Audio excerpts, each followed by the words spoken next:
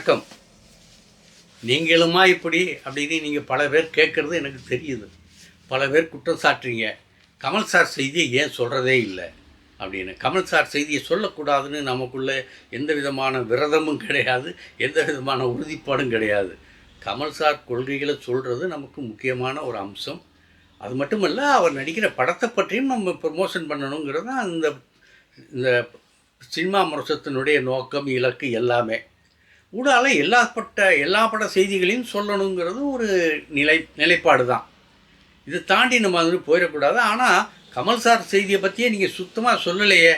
இதை பாருங்கள், அவங்க வந்து கல்கி 2ஆம் பாகம் எடுக்கிறாங்க, அதில் கமல் சார் நடிக்கிறாரு, 15 நாள் ஷூட்டிங் டேட் கொடுத்துருக்காரு அப்படின்னு செய்தி வருது. அதெல்லாம் பொய்யா அப்படின்னு நீங்கள் கேட்குறீங்க. நான் பொய்ன்னு சொல்லலை. டைரக்டர் நாக் அஸ்வின் வந்து இங்கே வந்தார், சென்னைக்கு வந்தார். இப்போ அவர் அடிக்கடி சென்னைக்கு வர்றாரு. சென்னைக்கு வருகிறவர் அப்படியே நம்ம உலகநாயகன் கமல்ஹாசனை ஆர்கேஎஃப்ஏல வந்து சந்தித்து பேசிட்டு போகிறார். இதுக்கு காரணம் இருக்குது. அவர் அடிக்கடி சென்னைக்கு வருவதற்கு என்ன காரணம்னா, புஷ்பக் டைரக்டர் இருக்கார்ல, சிங்கீதம் சீனிவாசராவ், அவருக்கு இவர் அசிஸ்டன்ட் டைரக்டராக இருக்கார் இப்போ நாக் அஸ்வின். இதனால் அவர் அடிக்கடி சென்னைக்கு வர்றாரு. இங்கே ஷூட்டிங் நடக்குது பல இடங்களில், அதனால் அவருக்கு இங்கே வர்றாரு. அப்படி வரும்போது இங்கே சந்திக்கிறாரு. அப்படி சந்தித்ததின் விளைவாக சில உடன்பாடுகள் ஏற்பட்டதாகவும், அதன் பேரில் 15 நாட்கள் கால்ஷீட் கொடுத்துருப்பதாகவும் ஒரு தகவல் தான் வந்தது. அதை வந்து கமல் சாரும் உறுதிப்படுத்தலை, நாக் அஸ்வினும் உறுதிப்படுத்தலை. பிப்ரவரியில் ஷூட்டிங் அப்படி நடக்கும் அப்படிங்கிறத மட்டும் சொல்லியிருக்காங்க. முதல்ல கல்கியில் செகண்ட் பார்ட்டில் நம்ம நாயகனுக்கும் இந்தியாவினுடைய சூப்பர் ஸ்டார் அவருக்கும் தான் இடையில் அமிதாப் பச்சன், இருவருக்கும் இடையே தான் சீன்கள் அதிகமாக வச்சுருக்காங்க, அதிகமாக எடுக்க போகிறாங்க, அவங்க 2 பேரை வச்சு தான் அப்படின்னு ஒரு செய்தி வந்தது. இப்போ என்னன்னா அந்த மாதிரி இல்லை, அந்த மாதிரி செய்தி இல்லை. பிரபாஸுக்கும், கதாநாயகன் பிரபாஸுக்கும் வில்லன் கமல்ஹாசனுக்கும் இடையே நடக்கக்கூடிய அந்த சண்டைகள், தகவல்கள், பேச்சுக்கள், இதுதான் படத்தினுடைய 2வது பாடத்தினுடைய முக்கியம். இப்படித்தான் கதை அமைச்சிருக்கோம் அப்படின்னு ஆந்திராவிலேருந்து நமக்கு சொன்னாங்க. ஆந்திராவின் நிருபர் விசாரித்தேன். அந்த ஆந்திரா நிருபர் கொடுத்த தகவல், ஏன்னா அவர் வந்து அந்த நாக் அஸ்வினுக்கு வேண்டியப்பட்டவர். சார், இந்த மாதிரி உங்கள் கதையை மாற்றிட்டாங்க, இப்போ வந்து கமல் சாருக்கும் நம்ம இவருக்கும் தான் போட்டி, அவங்க தான் இப்போ மும்முரமாக இருக்காங்க, கதையை மாற்றிக்கிட்டு இருக்காங்க. பிரபாஸ் வந்து அதுக்காகவே தன்னை தயார்படுத்திக்கிட்டு மற்ற படங்களெல்லாம் வேகமாக முடிச்சு கொடுத்துட்டாரா, அப்படி அவசரமாக வந்தது தான் ராஜா சாப் படம் அப்படின்னு ஒரு தகவலை சொன்னார். இது அவர் சொன்ன தகவல். இதை இங்கே மறக்கவும் இல்லை, பொய்ன்னு சொல்லவும் இல்லை. இந்த தகவலை நான் உங்கள்கிட்ட சொல்கிறதுக்கு நான் கடமைப்பட்டிருக்கேன், சொல்கிறேன். என்னளவில் கிடைத்த செய்தி இது, அதை மறக்காமல் நான் சொல்கிறேன். சரி, இப்போ சிலர் என்ன சொல்கிறாங்கன்னா, நம்ம கமல் சாரை பற்றி வீணாக வம்புழுக்கிறதுல இப்போ நம்ம தமிழக வெற்றிக்கழக தொண்டர்கள், அவருடைய ரசிகர்கள் வந்து ரொம்ப வீணான வாதங்களில் ஈடுபட்டுக்கிட்டு இருக்காங்க. அவங்க யார் மேலே உள்ள கோபத்தை நம்ம மேலே காட்டுறாங்க. சிவகார்த்திகேயனுக்கு ஒரு படம் கொடுத்து வெற்றி பெற செய்தார், அமரன் படம் வெற்றி பெற செய்தாருங்கிறதுக்காக நம்ம மேலே கோபமாக என்னன்னு தெரியலை. அது தவறான போக்கு. அந்த படம் தோல்வி, அந்த படம் பராசக்திக்கு தியேட்டரில் பார்க்குறதுக்கு யாருமே வரலை அப்படின்னு சொல்கிறாங்க. அது பச்சை பொய்ங்கிறது எல்லாருக்குமே தெரியும். கூட்டம் வந்துக்கிட்டு தான் இருக்குது. இப்போ நாளையிலேருந்து டெய்லி அந்த தியேட்டருக்கு லீவு, 4 நாள் லீவு விட்டாங்க பள்ளிக்கூடத்துக்கும், பொங்கல் பொது விடுமுறை. அதனால் ரசிகர்கள் அதிகமாக வருவார்கள் என்கிற எதிர்பார்ப்பு இருக்குது. இன்றைக்கி வெற்றி விழா கொண்டாடினாங்க பராசக்தி டீம். அவங்க என்ன சொல்கிறாங்க, இதுவரை எங்களுக்கு 51 கோடி ரூபாய் வசூலாயிருச்சுங்க, எங்களுக்கு பிரச்சனை இல்லை.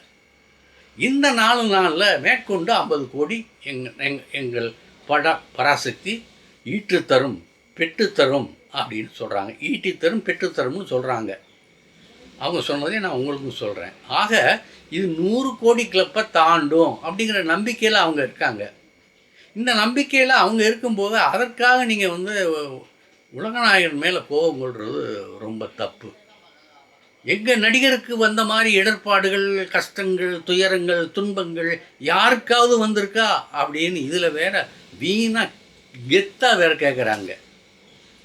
அவங்களுக்கு இந்த சினிமா ஹிஸ்ட்ரி தெரியாதுன்னு நான் நினைக்கிறேன்.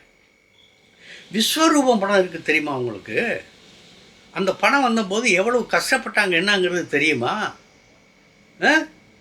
அதுக்காக போராடினார், கோர்ட்டுக்கு போனார், வெற்றி பெற்றார், படம் ரிலீஸ் ஆச்சு. அதே நேரத்தில் இன்னொரு சம்பவத்தையும் சொல்கிறேன். இப்போ ஓடிடி தளம்னு சொல்கிறீங்கல்ல, அந்த ஓடிடி தளத்துக்கு படத்தை இப்போ கொடுக்குறீங்க, லாபம் வரையுது, இதுன்னு வருதுன்னு. ஆனால் இதையெல்லாம் முன்கூட்டியே கணிச்ச நமது கமல் சார் டிடிஹெச்னு அப்போ ஒரு அமைப்பு, ஒரு இந்த ஓடிடி மாதிரி, அதற்கு தன்னுடைய படத்தை கொடுப்பேன் அப்படின்னு சொல்லி அவர் அறிக்கையை விட்டார். அந்த அறிக்கையை விட்டபோது நம்ம தியேட்டர் அதிபர்களையெல்லாம் ஆளுங்கட்சியான அதிமுக தூண்டி விட்டது, கமல்ஹாசனுக்கு எதிராக தூண்டி விட்டது, மஞ்சினத்தோடு தூண்டி விட்டது. நம்ம அம்மாவே ஜெயிச்சிட்டான், கேஸ் போட்டு எல்லாம் பண்ணிட்டான், இவனை நம்ம விடக்கூடாதுன்னு சொல்லி அப்போ ஒரு தியேட்டர் அதிபர் தான் அபிராமி ராமநாதன். அவர் தான் அந்த அமைப்புக்கு தலைவர். அவர் நாங்கள் படங்களை வெளியிட மாட்டோம், டிடிஹெச்சுக்கு கொடுத்தா தியேட்டருக்கு வெளியிட மாட்டோம் அப்படின்னு சொல்லி அவர் ஒரு பிரச்சனையை சொன்னார். காம்படிட்டிவ் கமிஷன் ஆஃப் இந்தியா அப்படின்னு ஒரு அமைப்பு இருந்தது. அந்த அமைப்புக்கு போயிட்டார், கம்ப்ளைண்ட் பண்ணிட்டார் நம்ம கமல்ஹாசன். அவங்க ஒரு டைரக்டர் ஜெனரலை போட்டு இதை பற்றி விசாரிங்க, இது என்ன இருக்குது, இவங்க சொல்கிறது என்ன, இந்த மாதிரி தியேட்டருக்கு நஷ்டம் வருமா, அப்படி இப்படியெல்லாம் ரொம்ப தீவிரமாக ஆராய்ந்து ஒரு அறிக்கையை கொடுத்தாங்க. அந்த அறிக்கையில் அந்த மாதிரியெல்லாம் ஒன்றும் கிடையாது, அந்த மாதிரிலாம் ஒன்றும் நஷ்டம் வராது, அது ஒரு தனி அமைப்பு, இது ஒரு இது தியேட்டருங்கிறது ஒரு தனி அமைப்பு, இது எதற்காக இவங்க இந்த போராடுறாங்க வைக்கிறாங்க இந்த மாதிரி சொல்கிறாங்கங்கிறது தெரியலை அப்படின்னு ஒரு தீர்ப்பை அவங்க கொடுத்துட்டாங்க. அதுக்கப்புறம் இந்த படத்தை வெளியிட மாட்டோம்னு சொன்னாங்க பாருங்கள் ஒவ்வொரு தியேட்டரும். அந்த ஒவ்வொரு தியேட்டருக்கும் அந்த கமிட்டி நோட்டீஸ் விட்டுச்சு, நீங்கள் இந்த படம் ஓட்ட மாட்டேன்னு சொன்னதற்காக ஏற்படுகிற நஷ்டத்தை நீங்கள் தான் சந்திக்கணும், நீங்கள் தான் அந்த நஷ்டஈடை கொடுக்கணும், உங்களுக்கு அபராதமும் விதிக்கிறோம், அந்த அபராதத்தை நீங்கள் தான் கட்டணும்னு எல்லா தியேட்டர் அதிபர்களும் ஐயா சாமி நாங்கள் அந்த மாதிரிலாம் இல்லை அப்படின்னு நடுநடுங்கி போய் கமல் சாரை பார்க்குறாங்க. கமல் சாருக்கு தான் தெரியுமே, அவர் ரொம்ப இளகிய மனது. சரி தியேட்டர் கார்டுகள் தானே, நம்ம அடுத்த படம் எடுத்தால் இவங்ககிட்ட தானே போகணும், அவங்களும் நம்மகிட்ட தானே வரணும், தண்ணி அடித்து தண்ணி விலகாக போகுது அப்படின்னு சொல்லி பெருந்தன்மையாக அதை விட்டு கொடுத்தார். அதில் மோசமான ஒரு கெட்ட பேரை சம்பாதித்தவர் அந்த அதிபர், தியேட்டர் அதிபர் சங்க தலைவர் அபிராமி ராமநாதன்.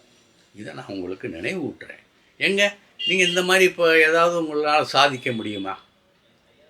இந்த படம் ஜனநாயகன் படம் பற்றி பேசுகிறீங்களே, இங்கே நீங்கள் ஜெயிக்க முடியுமா? போயிருக்கீங்க, தணிக்கை போர்டு என்ன சொல்லுதோ அதைத்தானே நீங்கள் கேட்க போகிறீங்க. அவங்க தணிக்கை போர்டு எதுக்காக உங்களை மடக்கிறதுக்கு அந்த மாதிரி போட்டாங்க என்னங்கிறதெல்லாம் அரசியல். அதை மற்றவங்க தான் தினசரி பேசிக்கிட்டு இருக்காங்க.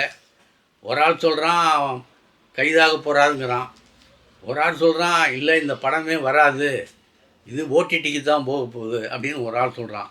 இஷ்டத்துக்கு சொல்கிறாங்க, அதான் நமக்கு பிடிக்கும். இஷ்டத்துக்கு ஏன் சொல்கிற?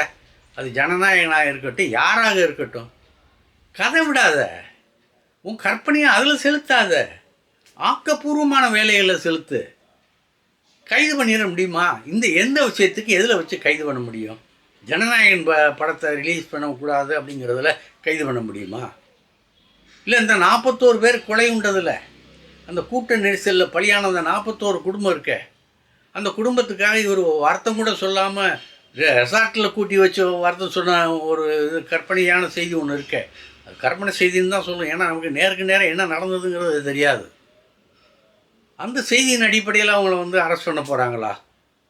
அவர் அரெஸ்ட் பண்ண முடியுமா? எலெக்ஷன் நெருங்கி வருது, அரெஸ்ட் பண்ணுவதற்குரிய வாய்ப்பே இல்லை. இதுதான் எனக்கு தெரிஞ்ச ஒரு நிலைமை.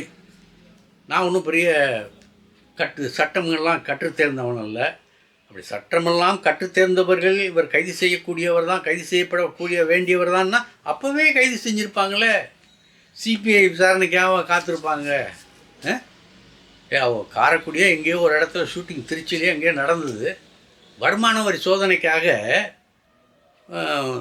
விஜயை கூட்டிகிட்டு வர்றாங்க வீட்டுக்கு, ஷூட்டிங்லேருந்து கூட்டிகிட்டு வர்றாங்க. அப்போ அவர் தான் காரில் வர்றேன்னு சொல்கிறாரு.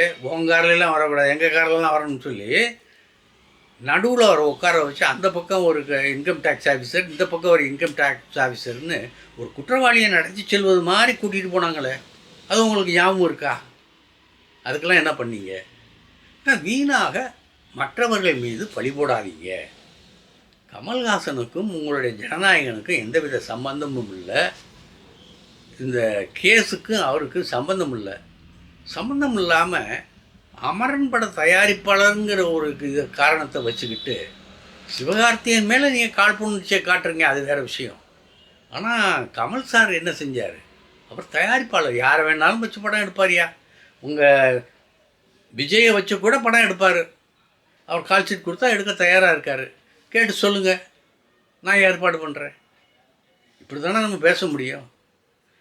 வீணாக புண்படுத்தாதீர்கள்னு கேட்டுக்கிட்டு நாளை சந்திக்கிறேன். இந்த வீடியோ உங்களுக்கு பிடிச்சிருந்தா லைக் பண்ணுங்கள், கமெண்ட் பண்ணுங்கள், ஷேர் பண்ணுங்கள், சப்ஸ்கிரைப் பண்ணுங்கள்.